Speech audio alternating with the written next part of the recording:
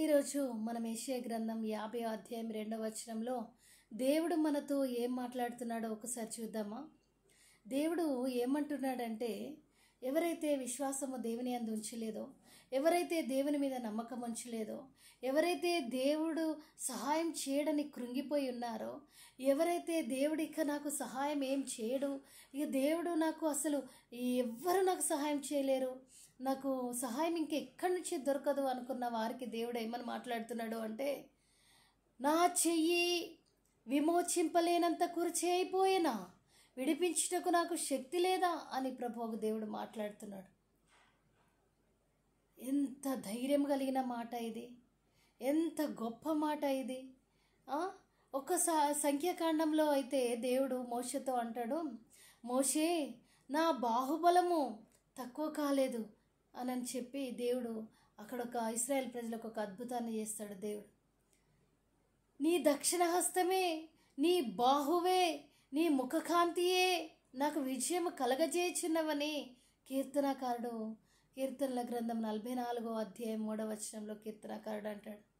కనుక నా చెయ్యి విమోచింపలేనంత కుర్చీ అయిపోయినా అందరూ కృంగిపోయి సహాయము దొరకదన్నట్టు, ఇక జీవితంలో ఏ హోప్ నాకు లేదు, ఇంకా చావే నాకు శరణ్యము, నేను చచ్చిపోతా, నేను బ్రతుకను, నాకు సహాయం దొరకట్లేదని అంతగా నీరసించిపోతున్నావు. ఎందుకు నువ్వు సహాయం నాకు దొరకట్లేదు, నేను చనిపోతా అని చనిపోవాలన్న ఆలోచనలు ఎందుకు వస్తున్నాయి నీకు?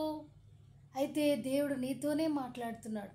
చనిపోదాము, నాకు సహాయం చేసే వాళ్ళు ఎవరు లేరు, ఇంకా నా బ్రతుకింతే, నేను పైకి రాను, నా జీవితం నేను ఆశీర్వదింపబడను, నేను దీవింపబడను, ఈ కష్టం పోదు, ఈ ఇబ్బంది పోదు, నా ఇంకా దుఃఖము పోదు అని అనుకునే వాళ్ళతో ప్రభు ఏమంటున్నాడంటే, నా చెయ్యి విమోచింపలేనంత కుర్చీ అయిపోయినా విడిపించుటకు నాకు శక్తి లేదా అని ప్రభు నిన్నే అడుగుతున్నాడు.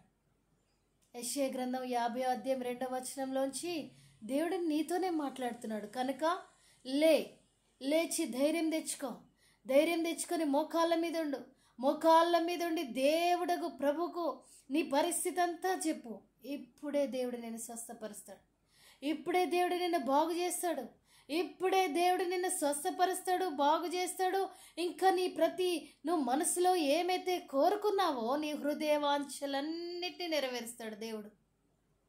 కీర్తనల గ్రంథం 20 అధ్యాయం 1వ వచనంలో నీ కోరికను సిద్ధింపజేసి నీ ఆలోచన యావత్తు సఫలపరచదని అన్నాడు ప్రియమైన దేవుడగు యేసు ప్రభు. కనుక నువ్వు భయపడనక్కర్లేదు, నువ్వు దిగులు పడనక్కర్లేదు, నువ్వు వేదన చెందనక్కర్లేదు. ప్రియ బిడ్డ, నీ దుఃఖ వస్త్రములను విడిచిపెట్టు, సంతోష వస్త్రం ధరించుకో, ప్రార్థన వస్త్రం ధరించుకో. అంటే ఏంటి? ప్రార్థన వస్త్రం ధరించుకోవాలంటే అది కొత్త వస్త్రమా? కాదు. లేచి నీ దిగులుగా ఉండే పరిస్థితి నుంచి లేచి మోకాళ్ళ మీద ఉండి నీ ప్రతి పరిస్థితి దేవునికి చెప్పు. అప్పుడు ప్రభువు దేవుడు నీ మీద ప్రకాశించి నీ యొక్క పరిస్థితిని మార్చే దేవుడు.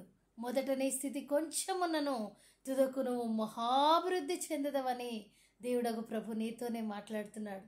కాబట్టి ప్రియ దేవుని బిడ్డ, ధైర్యం తెచ్చుకో. నీ పరిస్థితి మారిపోతుంది, నువ్వు గొప్పవాడవైపోతావు, నువ్వు గొప్పదానివైపోతావు. నీకు ఏదైతే జాబ్ రావాలనుకుంటుందో జాబ్ వస్తుంది, నువ్వు ఏ గృహాన్ని అయితే నిర్మించుకోవాలనుకుంటున్నావో నిర్మించుకుంటావు, నువ్వు ఏ యొక్క మంచి పని చేయాలనుకుంటున్నావో మంచి పని నీకు జరుగుతుంది.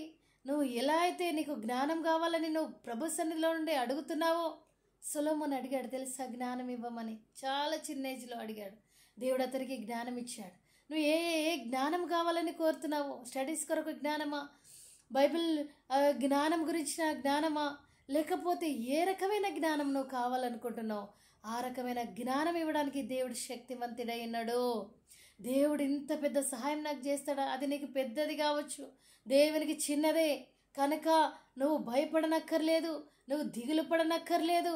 నువ్వు లేచి దేవుని యందు విశ్వాసం ఉంచితే చాలు.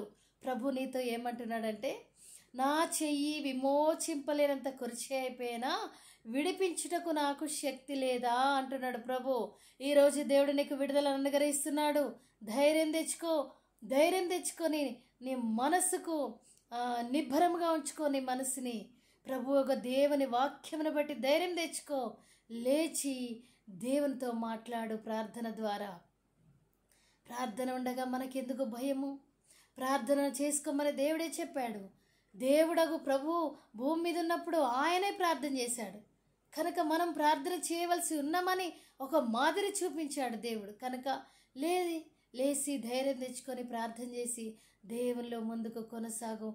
ఈరోజు నిన్ను విడిపించి, నిన్ను ఘనపరిచి, నిన్ను మయంపరిచి, నిన్ను గొప్ప చేసే దేవుడు నీకు తోడైనాడు. దేవుడు నిన్ను ఆశీర్వదించునుగాక. ప్రార్థన చేద్దామా? ప్రభువా, మీకు వందనాలు, స్తోత్రాలు. ఈ వాక్యం ఎవరైతే విన్నారో వారిని దీవించండి, ఆశీర్వదించండి. వారి యొక్క సరిహద్దులను విశాలపరచు నాయన. నన్ను విడిపించేవారు ఎవరు లేరా అని బాధపడుతున్నారో ఏమో అయ్యా తండ్రి ప్రభు, ఈ సమస్య నుండి నీ చిక్కుముడి ఎవ్వరు తీయలేరని ఎవరైతే బాధపడుతున్నారో వారితోనే మీరు మాట్లాడుతున్నందుకు వందనాలు, స్తోత్రాలు. ప్రభువా, దేవా, ఇప్పుడే వారిని విడిపించి మీ ఘనమైన నామానికి ఘనత తెచ్చుకుంటారని నమ్మచ్చు. క్రీస్తు యేసు నామములో ఈ ప్రార్థన అడిగి పొందుకొని ఉన్నాము తండ్రి. ఆమేన్. హల్లెలూయా. Praise the lord.